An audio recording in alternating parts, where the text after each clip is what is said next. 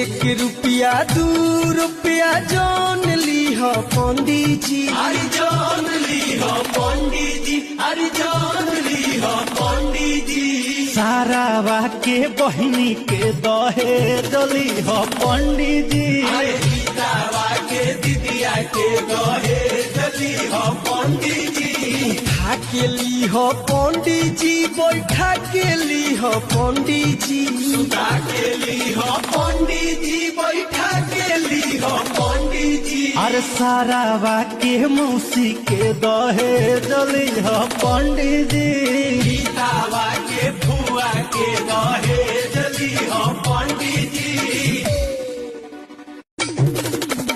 1 रुपया 2 रुपया जान लीह पंडित जी। अरे जान लीह पंडित जी, अरे जान